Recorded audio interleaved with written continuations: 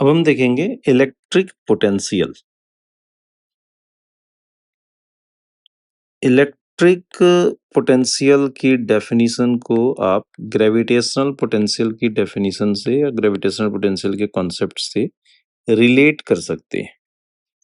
Electric पोटेंशियल को normally हम कैपिटल V से डिनोट करते हैं and electric potential is defined as work done,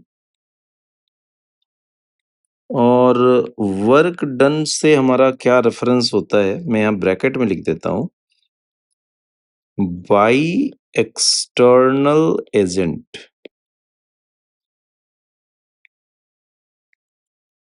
ये मैं ब्रैकेट में लिख रहा हूँ आपके मेनली समझने के लिए। आप इसे अपने एग्जाम में लिखें या ना लिखें वो आपकी चॉइस होगी, कोई जरूरी नहीं है, बट समझने के लिए ये मैं इसे लिख रहा हूँ।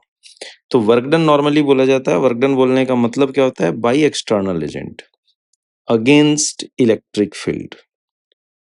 एक्सटर्नल एजेंट का वर्क डन, और वर्क डन किसके against, against electric field,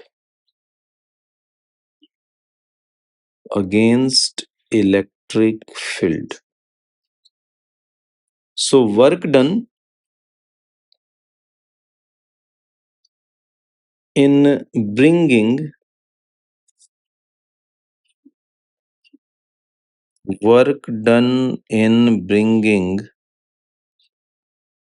unit positive charge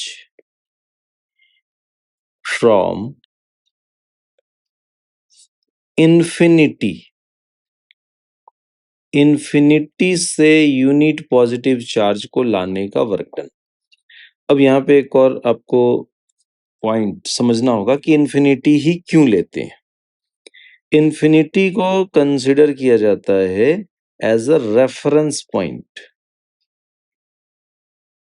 infinity that is reference point, और रेफरेंस पॉइंट का मतलब क्या होता है, रेफरेंस पॉइंट दैट मीन्स यहाँ पे पोटेंशियल इक्वल टू 0 होगा। तो यूनिट पॉजिटिव चार्ज को ऐसे पॉइंट से लाना है जिस पॉइंट का पोटेंशियल 0 हो। इस पॉइंट चार्ज को लाने का वर्क डन, ठीक है, from infinity to any point, किसी भी पॉइंट पे लाएंगे, to any point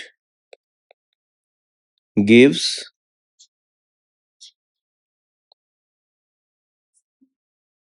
value of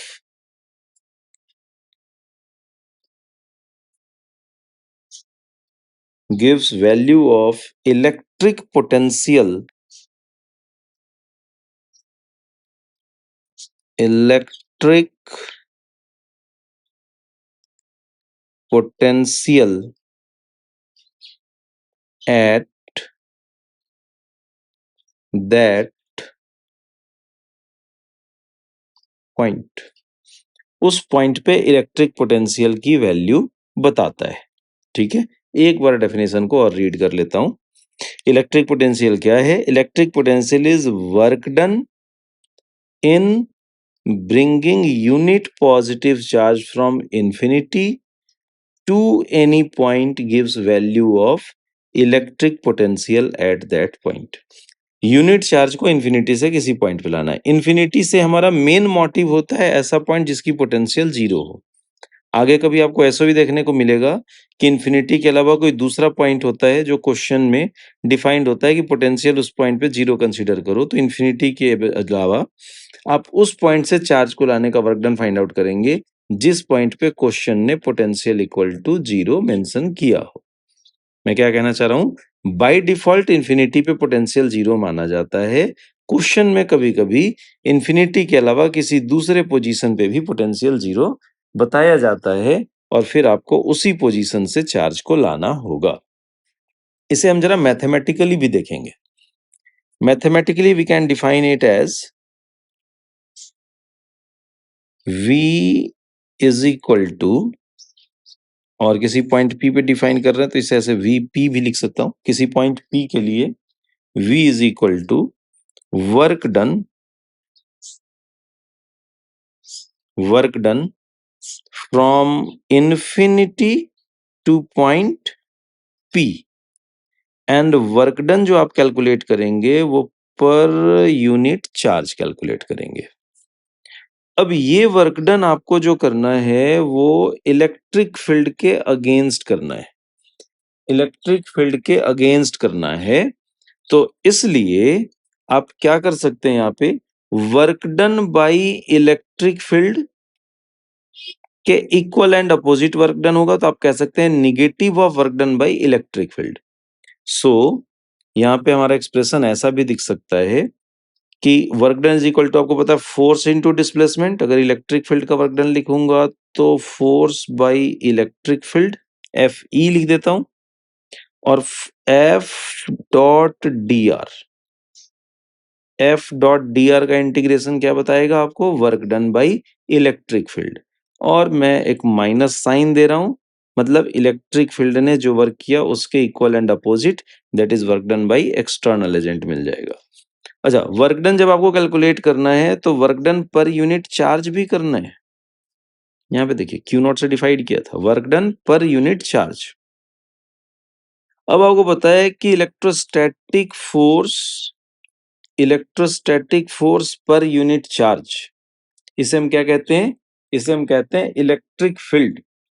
okay, तो F E by Q naught को हम क्या लिख सकते हैं, F E by Q naught is equal to minus integral E dot D R. E dot D R आपको क्या बता देगा, work done per unit charge by electric field. दूसरी बात, इसमें हमें लिमिट पुट करना चाहिए कुछ, तो लिमिट क्या होगा, from infinity to position of point P। कोई भी पॉइंट P है जहां पे इलेक्ट्रिक फील्ड फाइंड आउट कर रहे हैं, from infinity to position of point P। यहाँ पे कुछ और की पॉइंट्स हैं जिनका हमें ध्यान रखना है। तो मेन पॉइंट तो ये है कि जब आप चार्ज को ला रहे हैं तो इस प्रोसेस में चार्ज पार्टिकल की काइनेटिक एनर्जी में कोई चेंज नहीं होना चाहिए, delta K E equal to zero.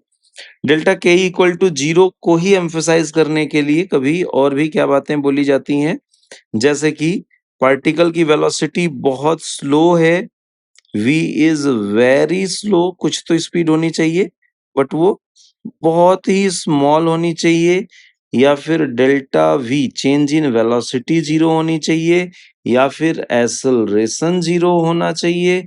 इस तरीके की बात भी कही जाती है। मेन मोटिव ये है कि जब आप वर्क कर रहे हैं तो वर्क करने में जो भी वर्क डन है वो सारी की सारी पोटेंशियल एनर्जी के फॉर्म में यूटिलाइज होनी चाहिए, काइनेटिक एनर्जी में कोई चेंज नहीं होना चाहिए।